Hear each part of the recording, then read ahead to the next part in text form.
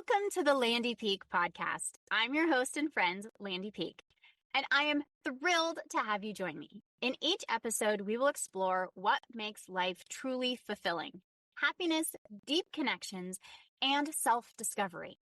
Together, we'll uncover that happiness is not a destination, but a way of living. Now, let's dive into today's episode.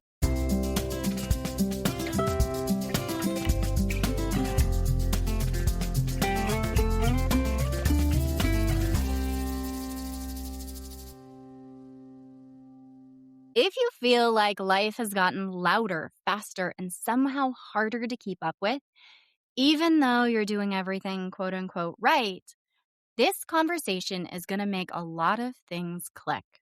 Because the stress many women are feeling right now isn't just personal, it's cultural, it's environmental, and most of us were never taught how to navigate it. This is the Landy Peek Podcast, and I'm Landy Peek. Today, I'm joined by Taylor Patterson, a clinically trained certified hypnotherapist who specializes in stress management. And we're talking about how we can work with our minds instead of constantly fighting them. I absolutely loved talking to Taylor. We went so many different places. This was such a phenomenal conversation. I can't wait for you to listen in. Let's get to it. Welcome, Taylor Patterson, to the Landy Peek Podcast. She is somebody that energy-wise, I just love. Taylor, welcome. Can you share a little bit about yourself so the listener can get to know you? Thank you so much for having me, Landy. I'm thrilled to be here. I am a clinically trained certified hypnotherapist. I specialize in any kind of outshoots of stress management. And I'm very, very fascinated in the ways that this overlaps with women's experiences. I also have I was a doctoral candidate in 19th century American history. So I've always been really fascinated by the way that women are experiencing the world and how that shifts over time. Oh my goodness. And from our conversation before, you want to hit all 50 states before you hit 50. I'm so excited too, because it really, once you make your notes app and you say, these are the ones I need to hit, you'll start meeting people who are from there. And then they'll tell you, oh, this is the thing you must do in Mississippi. And I've also gotten a couple of girlfriends to I pushed Newport, Rhode Island for the bachelorette party instead of the Berkshires in Massachusetts. Cause I was like, I need to check that one off more. Oh, I love that because it's fun. My husband travels, so he has hit all 50 states. I have not. Oh my gosh, really? Yes. So it's just fun. He's also traveled worldwide, and I get to say. But it is a fun thing when we have kind of those goals, and especially for this midlife space, to be able to have those things that we're looking forward to, because sometimes it feels like the rug is just literally pulled out from under us. The rule book changes. And stress is compounding at this time. Oh, absolutely. I feel especially, and again, this is, I have come at it from a very gendered perspective, but the way that modern women are experiencing the world and sort of the harshness that they talk to themselves and treat themselves and the level of expectation, it's just astonishing how hard it is for people to give themselves a little bit of grace. It really is. And we have all of these interwoven societal views and expectations and family views that are all woven in. And we're just trying to exist in a time period that's extremely stressful and a lot more bombarded with information than previous generations have been. I always think that this is, in a lot of ways, if we look at the course of the 20th century, there's a lot of change as well once we're shifting to, telephones in every home and these kinds of things. But in terms of our progression, it's a whole new social experiment. We have no real idea what it's like to live with these kind of distractions and sort of competing interests for your attention, and then how that shifts to modeling it for future generations as well. Right. And the amount of access to information is also increasing our stress load. Yes. It's constantly bombarding us of what we quote unquote should be doing, could be doing. We have a lot more knowledge at our fingertips, but also we don't always have the capacity to implement that knowledge. So then we set us up for this failure shame spiral because we're hearing what we should do, could do, and then we just don't have the ability to bring it into our lives in the way that we're seeing other places. I think it's so fascinating that you said shame as well, because I feel like in a lot of ways, it's never an effective motivator, right? It's never where you want to be coming from. But it's sort of a part of our culture that this is how we think and process and are coming from a place of fear, and shifting that in any direction at all, I feel like can be so incredibly powerful. Ooh, can you talk more about that? Oh, sure. I think for a, it- not that it's not any kind of motivation. I mean, certainly there's a part of being in a society where your neighbor mows the lawn, you mow your lawn, you kind of, sort of rising tide lifts all boats. But the idea that we are becoming better or getting things done by being sort of overwhelmed by all of the possibilities. I think there's a lot of decision fatigue as well, especially with the gluts of information. I always think that that's how we're filtering it, how we're processing it.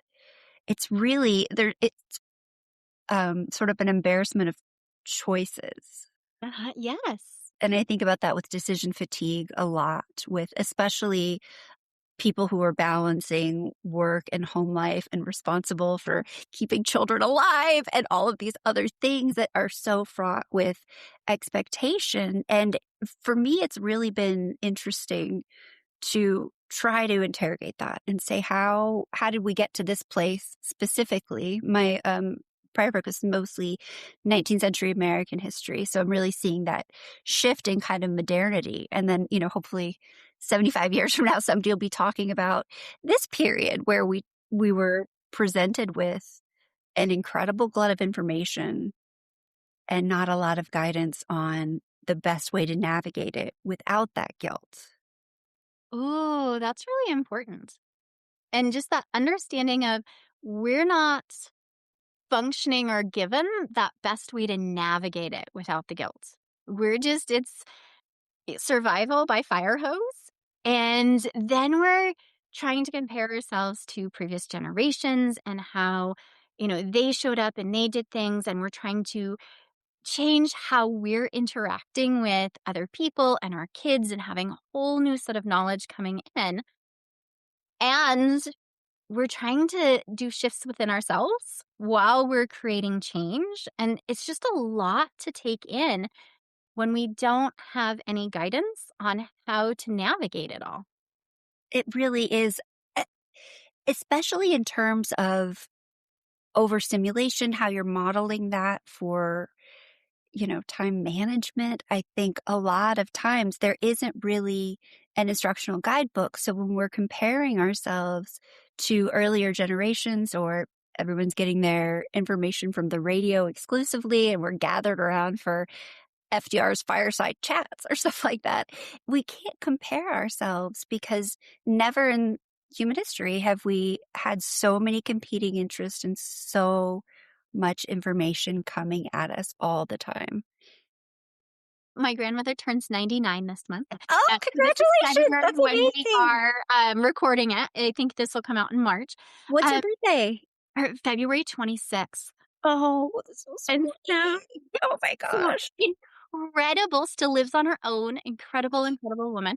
But it's interesting speaking with her and seeing kind of what she's experienced throughout her entire life and then comparing in and there is no real comparison, but in seeing everything that's coming out she's on Facebook now, she is using technology, which is fabulous, but to be able to kind of see that experience go through, you're right. There isn't that guidebook. Like, even as she's experiencing all of the technology now, which can be great, it's still this new experience for everyone. And we're trying to kind of maintain some expertise where we feel we have control, but we really don't. It's a lot of trial by fire.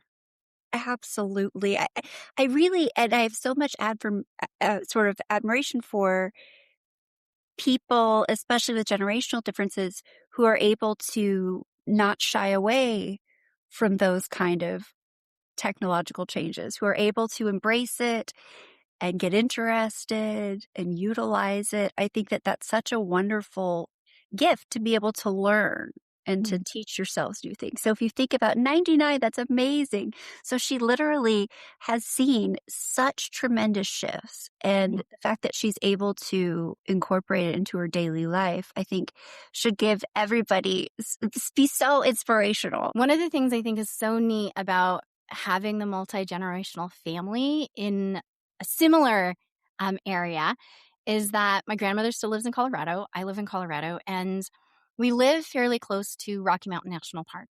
And so we've been able to visit the park together. And it's a place that she spent a lot of her youth. And it's neat as we look at like how things have changed just in her lifetime. And she tells the story that when she was younger, the only way up to the top of the Continental Divide at the time was a dirt road, and it's really windy. It's still in Rocky Mountain National Park. It was a two-way road at the time. It is now a one-way road, and it is tight switchbacks going all the way up to the top of the Continental Divide.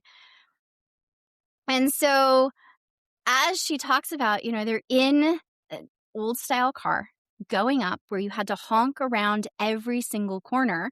And the cars going up, if there's a car coming down, would then have to back their way down to a wider spot so that the two cars could pass. And such a difference and experience going up through the national park. And then you look at the contrast of today, and now we drive Trail Ridge Road, and it's a paved 2-lane highway that feels more normal. And I mean, spectacular views still. It's incredible to drive over, but it's clearly marked. It's wide enough. And we can just go cruising through the park.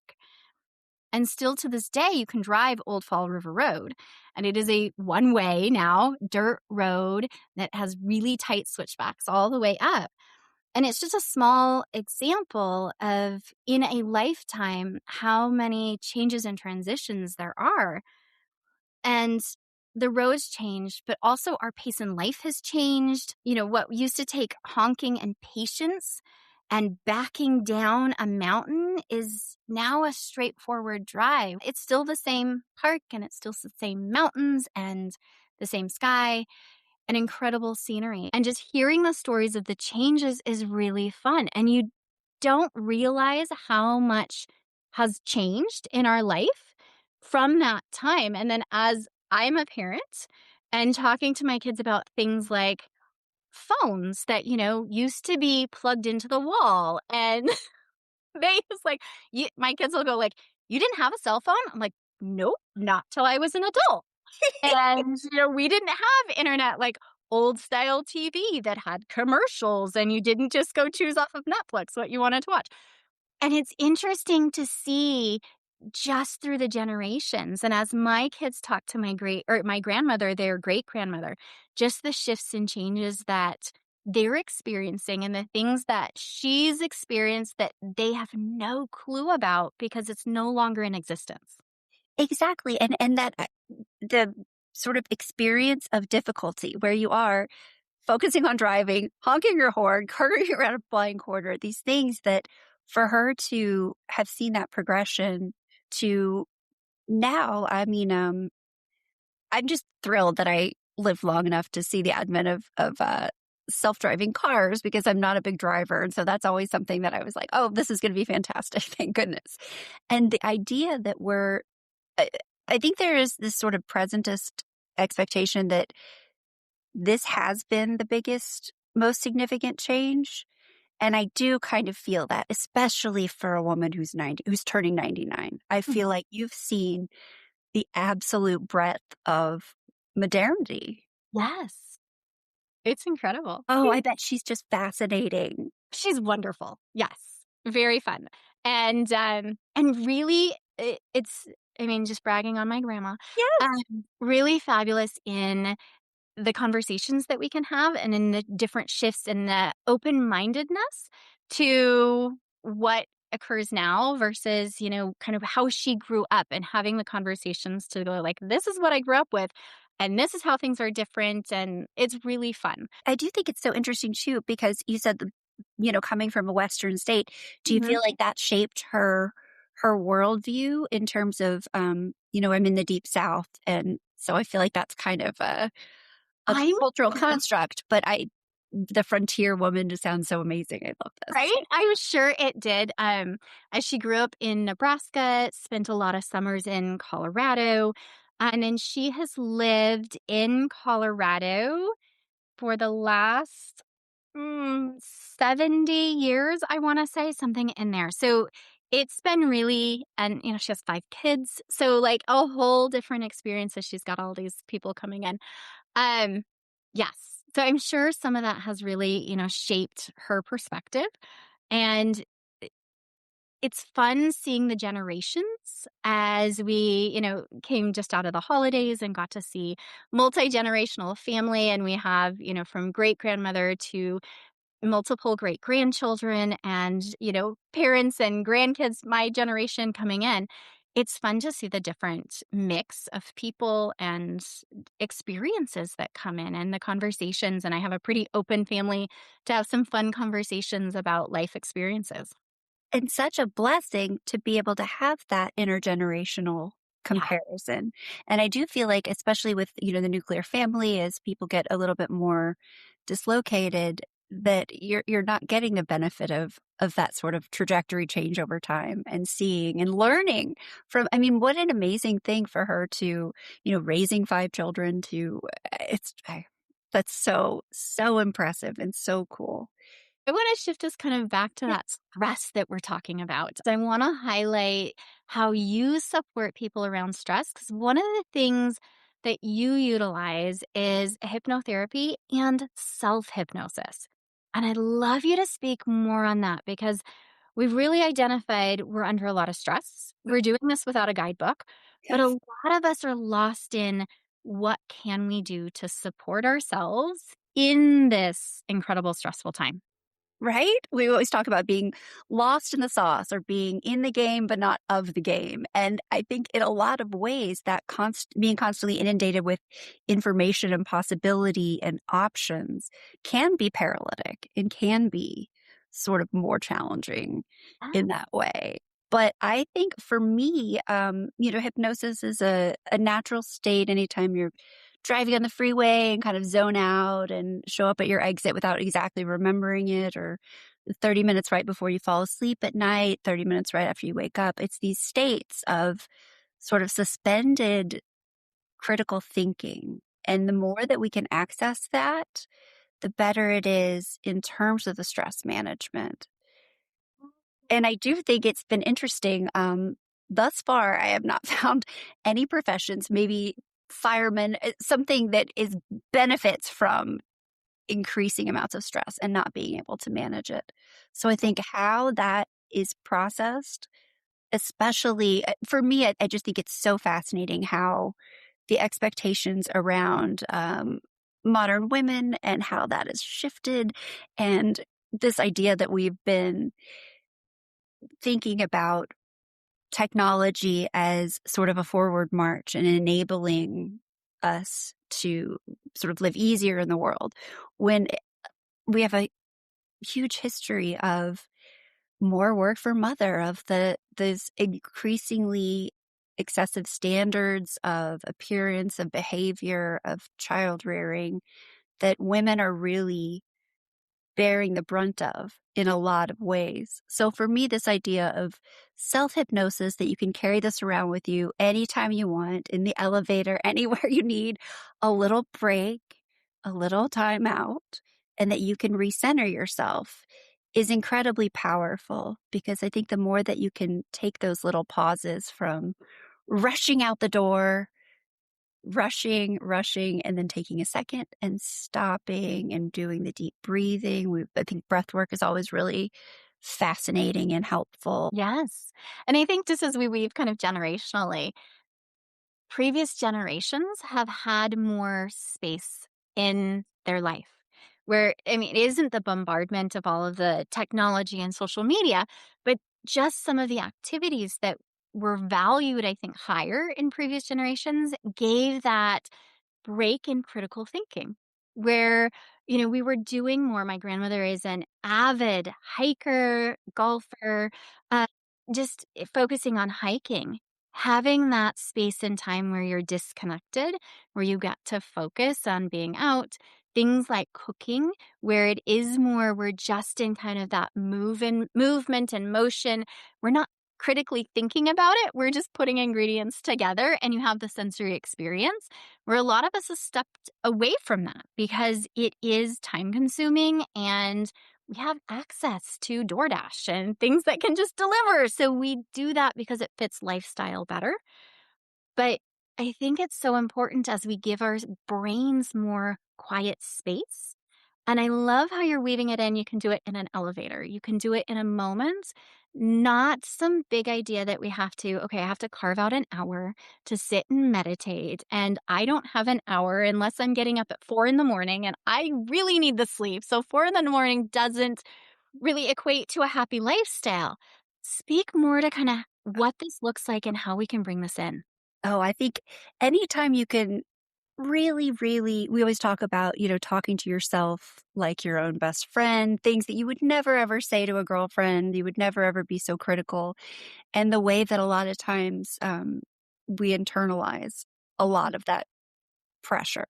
So even if no one's putting it on you externally, it's already part of your narrative. So changing that kind of self-talk and making it easier to give yourself grace, to give yourself a pass makes all the difference. I love that she's a golfer too. I think this has always been something that I've really, really enjoyed, and I feel like not enough women are engaging with because it's this thing where there's these spaces where you really can turn off the brain or learning how to cook and learning how to make mistakes like that. Learning how to make mistakes is so important, I think.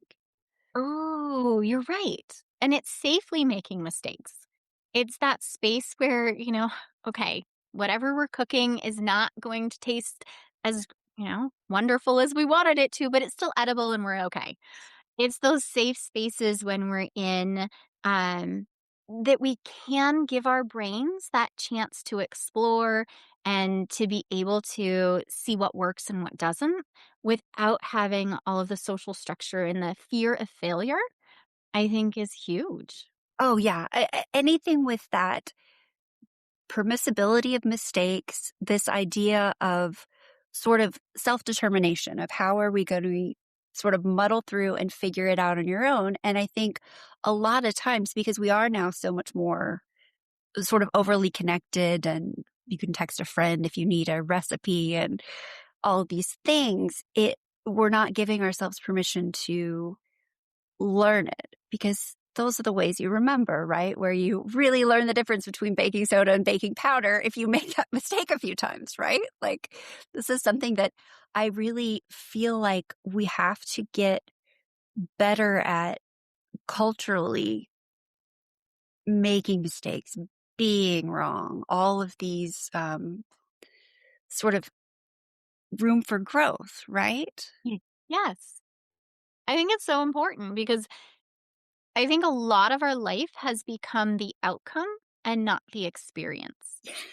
And we used to have a lot more experiences. I mean, even looking at childhood, I grew up in Montana in a really small town, spent a lot of time running through the woods.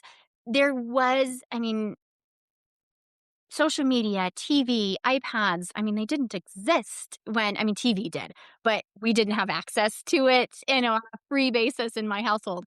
We spent a lot of time playing outside with dirt and sticks and, whatever you can find, and a lot of creativity.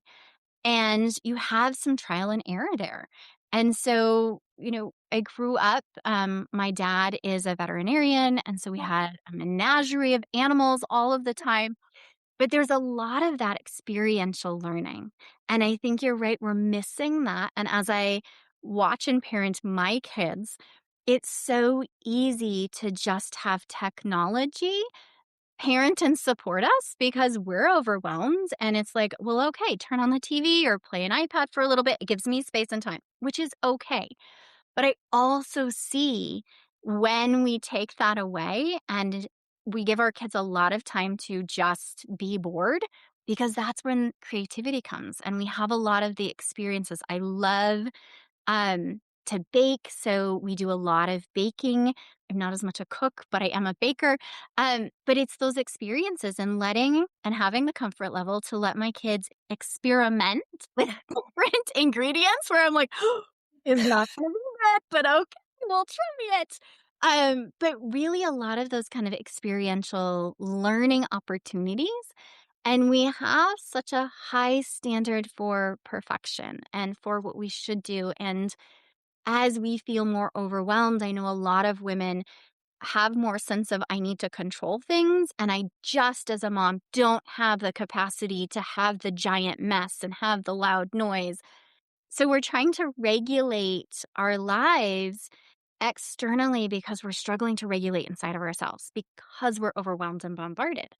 And I love the idea of just giving our brains that space because that's what we're craving, but we don't know how to give ourselves. Right? The gift of boredom Yes. in so many ways. And this, I really do feel like that's how you are provoking creativity, how you can return to that place of quiet and giving yourself the space to learn through trial and error. We always think about happy accidents like, oh, maybe we'll discover penicillin, or maybe the kids will come up with an amazing pasta dish that is completely astonishing involving Nutella or something, and it's great. And you never know, right? Just Right. giving them that flexibility and that space. And I think it is hard for women, especially because we have to relearn how to give ourselves that space first. Yes. And it's so important. And it's hard because it's being with ourselves can be very uncomfortable because that's when our thoughts come up and the anxieties come up and the fears come up. And it's so much easier if you're sitting there waiting to pick up your kid to scroll social media or even read a book on your phone. We have access. And so we don't give our brains that downtime. I have to consciously work that downtime in so that I have time for silence, that I have time that I'm like, okay, I'm going to sit here and daydream instead of go through email because I know email is piling up and gets overwhelming if I don't stay on top of it.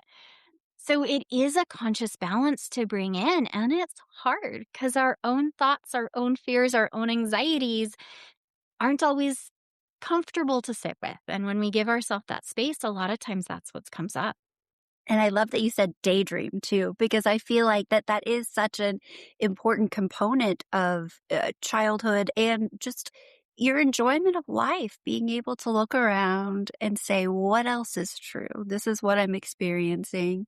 That's hard, but there's always something else. And really stopping and looking. I feel like, especially today, I try to, like you're saying, I'll use the technology to set reminders to stop and put my phone down and look around at a concert, anything like that, and really try to experience it from the present. Mhm. But then also giving yourself a lot of space for the days that you're like, no, today I really do want to totally dissociate and space out on Law and Order and turn my brain off. It's having the conscious awareness to give ourselves both and not beat ourselves up because, like, today I'm so overwhelmed and overloaded, and I just need to mindlessly watch whatever I'm going to mindlessly watch. And that's how I'm going to be okay today. One of the things I love to hike. And so I consciously build in time to hike in my day, and it is phone free. There is no, I carry it for safety. I want to put that out there because I've said that before and had people like jump in, like, you need it for safety. It is on my person. And I'm not listening to music consciously.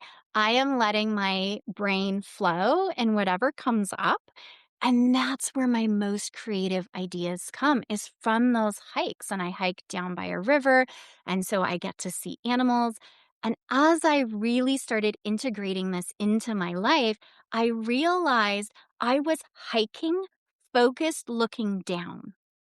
And I had to consciously pause and remind myself, look up at the horizon, look at the mountains, look in the tree. Oh my gosh, there's a hawk in the tree because I looked up, I noticed it versus like I am watching the trail. But we get so hyper focused and our blinders on. And just looking up at our surroundings can really shift how we're feeling. Always. I think it changes everything. And the more you stop and shift and look up, the more you would see things like Yeah. the hogs, like the something you wouldn't sort of weren't expecting to come across and seeing what a total gift that is. I Mm. do think especially our instincts are self-preservation, so it's makes sense that we do want to look towards the ground and not trip on a tree root and these kinds of things, but giving yourself that built-in time to stop and say, "Oh, I can totally gawk and look at the horizon and look like a crazy person and stare at the sky," and doing these things that really aren't as, in some ways, socially acceptable in modern society because it is. It's like, "Oh, shouldn't you just be returning emails on your phone and Yeah. typing away and productive?" And it's like, no, you should turn your brain off and look around for a little while. I always think about those shower moments where, because you are kind of in this captive space, you can access your creativity in a way that maybe, especially with the baking you were mentioning, I do think that there's something about very interesting about the experience of stuff with hands and doing things kind of like that are rote so that you can turn your critical mind off and really get back to the creative sense that's always learning. I think about this at the symphony a lot too. It's a good space where you're captive, you can't move, the lights are on, you can't play around on your phone, but you're just sitting there and listening and absorbing. And it's amazing where your brain can go. It really is. And we need that shift. And we're not really identifying and prioritizing how much our brains need the downtime. And it's just too easy to get wrapped up in, I need to keep on top. I need to be productive, like you said. And now we're so easily accessible with phones. It's hard, especially if you have a work life, to disassociate because people expect you to be accessible all the time versus, it's talking to my kids. We had a phone that was attached to the wall, 1980s, 1990s. We left and people left messages. It's not like we just had constant access. And we've done things with my kids where it's like, okay, we're doing, we call them the 80s days.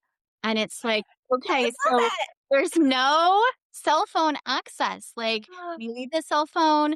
We don't have access to it. People can't contact us. We do disconnected where we go out of cell service purposely so that there isn't that constant buzz. My husband's phone, work phone, will go constantly. And so we purposely disassociate from that so that we're not accessible. And it really is kind of something that we've built in. But like, we'll go to the grocery store where we don't have, like, we have a handwritten list instead of it's on my phone. And I do a lot of like ordering groceries now because it's faster. And so, you can just go pick it up. But the 80s way of going out, and it's like, okay, we do a handwritten list and we have to go find things so that they have the experience of what we don't like, what I grew up with. We don't have technology. Um, some of that just kind of experiential in like drinking out of a hose. And I remember like telling my kiddo, like, Jewel, you're thirsty, just drink out of the hose. And he's like, I need a water bottle, Mom. That's gross. And I'm like, I just spent my childhood drinking out of the hose. But we're looking at, we have more germophobia Yes. with all of the things that we now know, but we're not kind of like, oh, well, 5-second rule. I grew up with it. You drop it on the floor, you pick it up and eat it. My kids don't do that. But there's different shifts that we can bring back, but it is prioritizing. And sometimes it isn't going with the social norm. It's looking at, okay, we're not going to spend our spring break going on a bigger, fancier vacation. We're going to backtrack and go something a lot more simplistic. And so we spend more time in nature than I think a lot of people do. We're Colorado, we have access to it, which is beautiful. But being able to go hiking and camping and, things that my husband and I prioritize, but also gives us space to disconnect. And one of our favorite things to do with some friends of ours is go and picnic along the river in the summer. And so a couple of families meet, we bring chairs, we bring picnic food, kids are in swimsuits, and it is just spending an entire afternoon and evening playing with the river. We are talking. There is no cell phone access out there, but it is finding those people that we can really prioritize that with and giving our kids just that ability to play.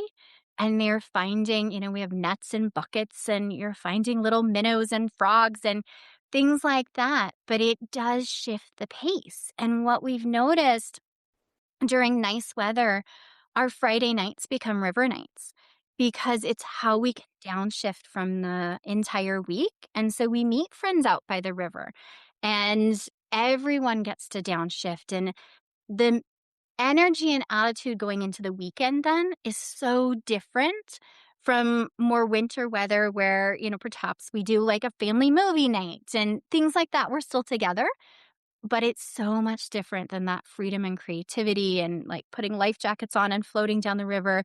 There's just such a different energy and experience when you're really just out with a lot of space and time.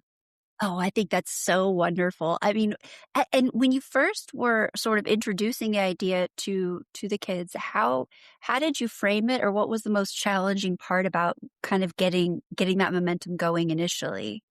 Um, I think one of the nice things is we've always been very outdoor focused. So our kids have grown up doing a lot of hiking and being out in nature. My husband and I both grew up in Montana, so it is kind of part of our ingrained fabric. Some of it is we used Bluey, which, they had things around the 80s and the old, style 80s. So the 80s days came from Bluey because they already had heard about the 80s and how old it is. And then we can have those experiences. And so some of that was just, I need to be able to put iPads and technology on hold for them. And they use a lot of it in school too. So it's part of life. But we need a place that we can put holds. And so it's fun way to tie in of let's have an 80s day or an 80s summer and we deschedule the life. We don't plan on camps every week and the things that we're doing. It is consciously unstructured time. And the buy-in is through Bluey in the 80s. And so it's fun. Yeah. So have you found in terms of, because that's such a wonderful example to set, and as more people hear about it, this is what we want to emulate, those kind of approaches.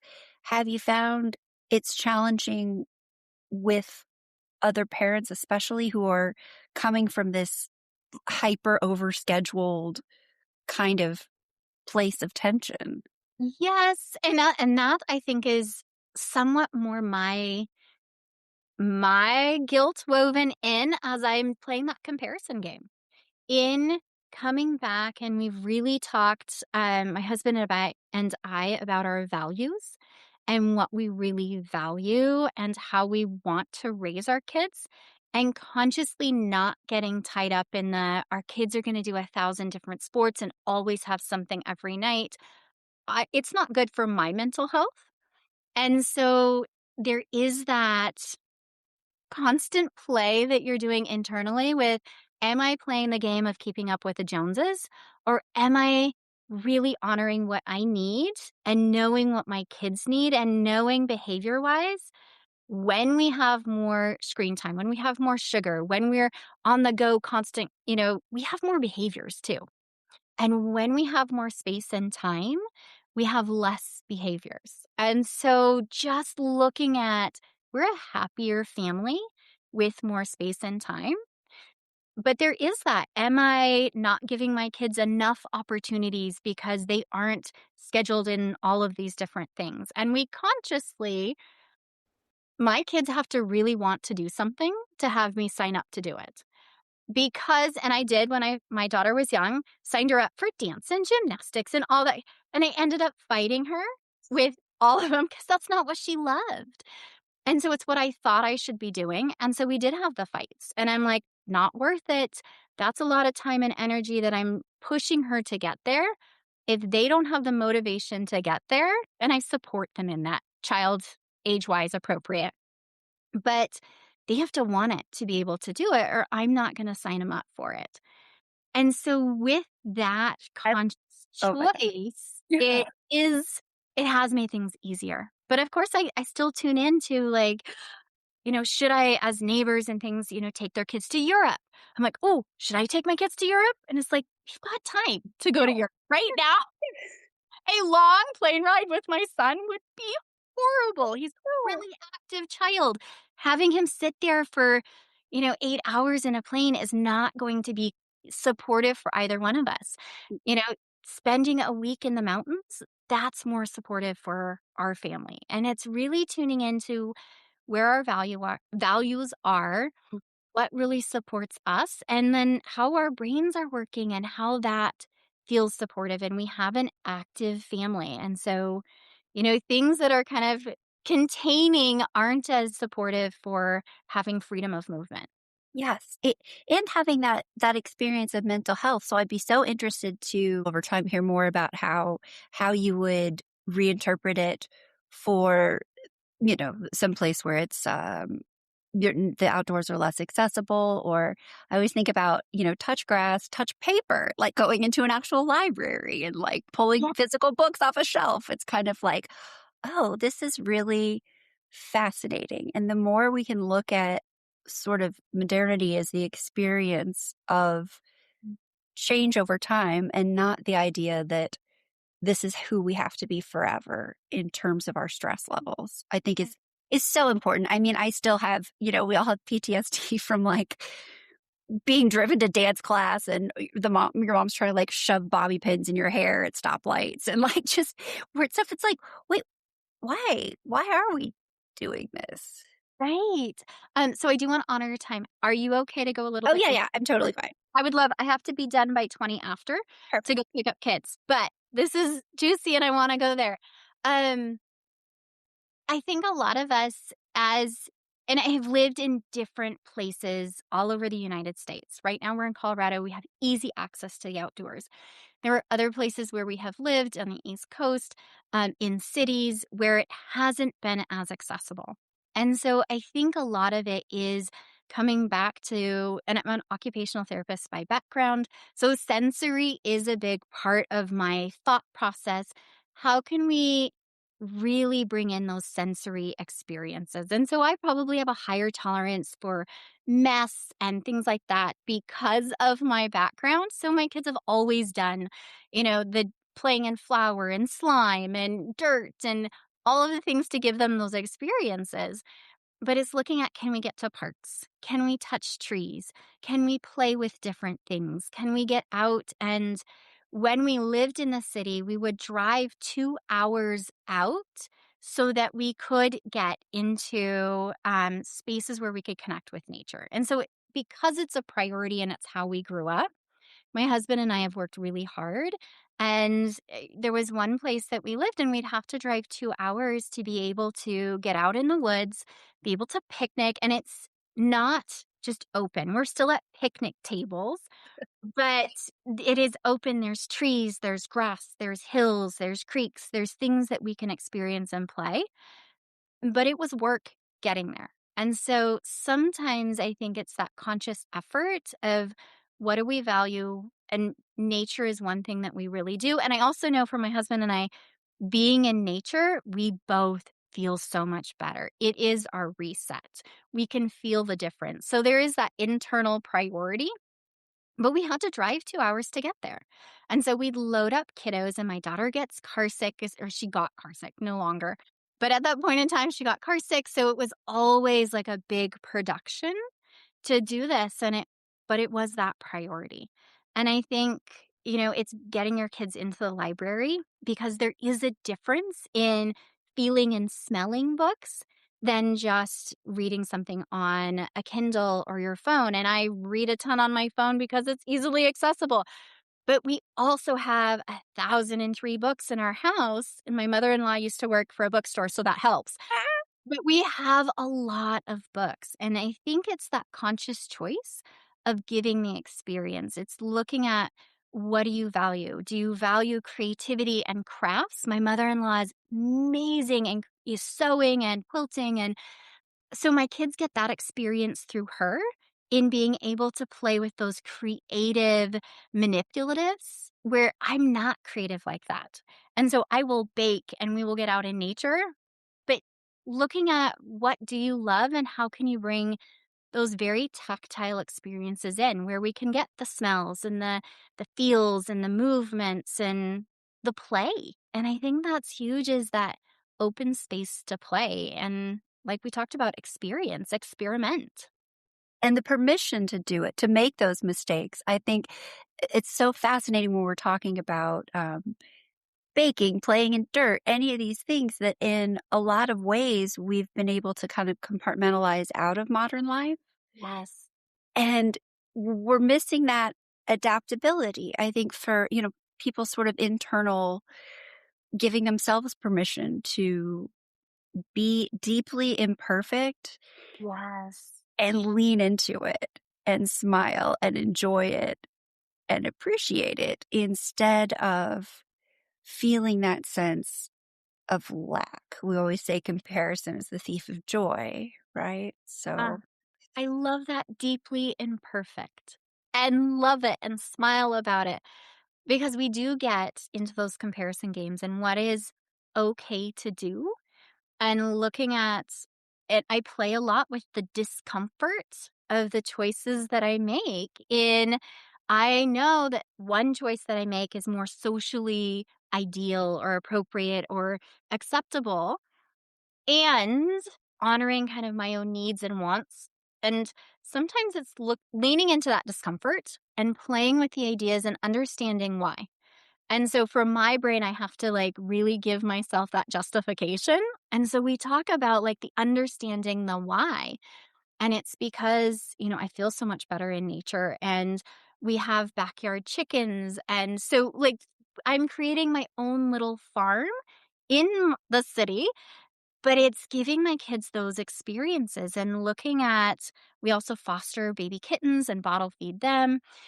I love that experience growing up with lots of animals and we bottle fit baby kittens because my dad's a veterinarian. And so when you had orphan kittens, we got them.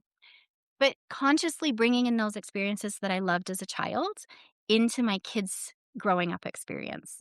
And it's not always easy, but I think it's that permission, like you talked about, to do something different because it aligns with who we are and want to be. and really sticking to your guns and staying the course. I think that can be very hard when you're dealing with, sort of being bombarded by all of these other messages. I think Absolutely. to really like a therapy nepo baby, but my parents specialize in their sort of is couples therapy. Uh-huh. So they have this very storybook, beautiful relationship where everything is sort of discussed and calm, and everyone is very, there's a lot of admiration for it. And the stuff that we don't talk about a lot is that that's my mother's second marriage, that she was married for a year and a half to somebody else before that. And we're not giving ourselves the space to sort of fail, find what we like, find why we like it, and experience those little moments of discomfort. And I love the idea of it being 80s based at well, so that you can kind of like teach your kids some of these cultural touchstones that maybe are not as much of a part of their growing up. Right. And we get to, I think in this day and age of so much information, it's really giving ourselves permission to not have to know it all, do it all, but really pick what we want and what aligns. And there's so much that we should be doing, but it's letting those filter out and focusing on, what makes us happy and what we want to bring in. and letting go of some of that pressure of, keeping up with the Joneses and the judging, because we can get so wrapped up in that and really lose sight of who we are and how we want to create our own life. I think so much of it too is can be wrapped up in these ideas of, like you're saying, comparison, the Joneses, how we're sort of stacking ourselves. And that's setting ourselves up to fail because we don't even know if those are the things that we would actually enjoy doing if we muddled through the discomfort and sort of leaned into it. Mhm. And I just think that I love the idea of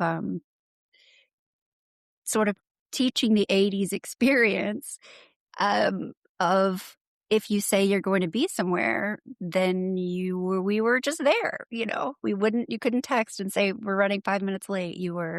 Had to kind of follow through, be in spaces, and just occupying those sort of unknown, uncertain, I think is so, so crucial. I agree.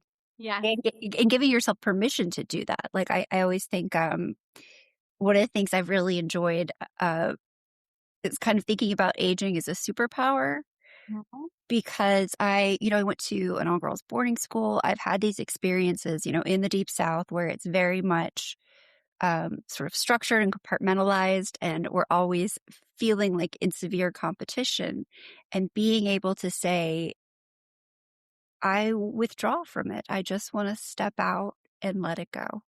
Yes. I just want to step out and let it go. I withdraw from it. I love that. And I hope more people hear that and have that permission that maybe we need. We don't need anybody else's permission. But sometimes it's nice to hear it in that you can step out of whatever rat race we're in and let it go and create what you want to create. We don't have to compare. And it's so hard because there's so much coming at us. And it's like going upstream when everybody else is going downstream and just allowing ourselves to go, okay, I'm going to do it different. And it's huge. And reveling in that and knowing that, throughout history, those are the trailblazers. Those are the interesting, unusual people and women, especially, who are sort of setting the tone for different things and letting ourselves really, really be okay with the lack of perfection Yes. and not beating ourselves up when we say, oh, if I'm not up at 4:30 meditating, then that's another thing I'm not doing correctly, right? Right. Giving yourself a lot of space for that, I think. And the more, I always think about, we think about family and sort of family dynamics. People talk about, sort of looking in. And the Hmm. more we can pivot it out and say, how is our family looking out together at the world? And seeing and learning and embracing. It's such a fabulous experience. And I think that that lack of failure is really damaging, especially for, as women, I think. I agree. I love that the family looking out. And that is such a huge flip of the script in like, yes. How are we looking out together? And it just changes how everything feels. Oh my goodness. Yeah, and knowing that we are forging it as we go, and that nobody in history has been in this position that we're in, Right. trying to do all these things where you're trying to really be a lot of different roles at once, where modern women spend more time doing household domestic chores than we did in the 70s, which was more than we did in the 40s, which was more than we did in the 1890s. And just kind of saying, wait, is this making my life easier? Is the technology, is the approach serving me? Is the access to information serving me? Yes. And for most part, I think no, it's I not. know, right? But and I guess that's the fun of it, is really having those little disconnects and having those kind of familiarity and interest, and like, this is a slinky, go play with Play-Doh or do something we would do in the 80s, and really being okay with that kind of messiness, with leaning into that mess. And I do think the standards for women are just astonishingly difficult. I don't know if you've read Motherload. No, I It's haven't. that one's really fascinating. Then there's the fiction, Night Bitch, just these things where it's like women are so overextended in so many different facets, and you're expected to be in your career, in your family, in your friendships, and also in this sort of like wellness, healthy space. Like, how do I, if I'm not doing that, then I'm stressed more. Mhm. Right. And then our self-care becomes another stressor and another to-do versus the intention of self-care to nourish ourselves. And we just get and then we have so many women that turn into over functioners for the entire family system.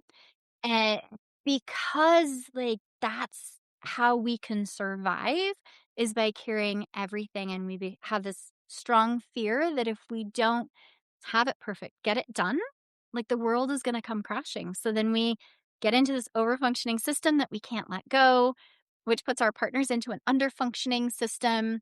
And it's this cycle that just breeds that toxic relationship that neither partner wants to be in and doesn't know how to get out, and probably ended up because of we care about each other and we didn't want conflict. So the underfunctioner backs off and the overfunctioner then takes over more and gets rumor. It's just this huge cycle. And there is that, if we can step back, pause, look at how the whole family wants to look out. I love that shift. Oh And my giving yourselves that permission. I think especially if a lot of the it's sort of like the intellectual or emotional Yes. work, that kind of labor, that Mhm. you're remembering all of these things, which size shoe the kids wear, everything that's like very specifically um, sort of being carted around in your head. And it does. It's like the more we can step back and just kind of let it be messy and let the socks be mismatched and see what happens, and let, especially partners, sort of have those experiences of trying and failing, because I do worry about with over functioning, with kind of gatekeeping things, that Oh my people gosh. aren't getting to learn that, or aren't getting to really experience it. And then there's so much, I think, a lot of residual anger within those family units. My gosh. Yes. That needs to be a whole other conversation. So Taylor, you were incredible. I have loved talking with you. I know there are people that would love to connect with you. How can people connect?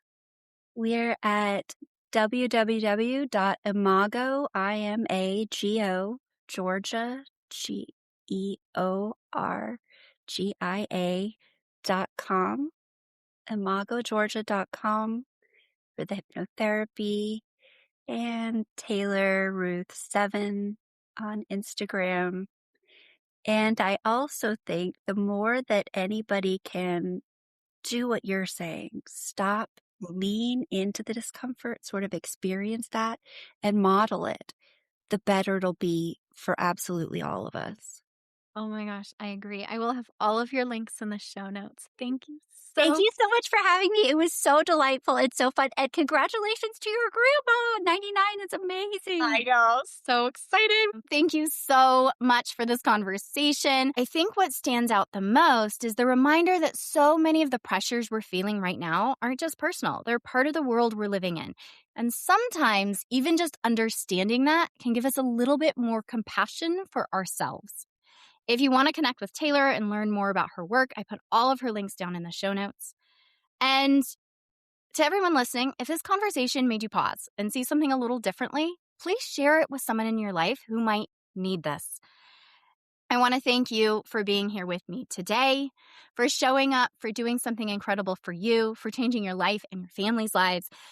I know it's hard. I know there's a lot, and I know we're struggling, but really stay true to yourself and the lifestyle that you want to create with your family. I love Taylor's looking out together, because I think so many of the times we're worried about how we're perceived and how we look and how we are showing up in the world. But how does the world show up for us, and how do we want it to show up for us? I'm so grateful that you're here, that you're listening, that you're in my life. And I want to wish you all the happiness that today can bring. I truly love and like you, and I will talk to you on the next episode. Hey, before you go, just a little bit of legal. This podcast is designed for educational purposes only. It is not to replace any expert advice from your doctors, therapists, coaches, or any other professional that you would work with. It's just a chat with a friend, me, where we get curious about ideas, thoughts, and things that are going on in our lives. And as we're talking about friends, if you know someone who would benefit from the conversation today, please share, because I think the more that we open up these conversations, the more benefit we all get. So until next time, give yourself a big hug from me and stay curious, because that's the fun in this world.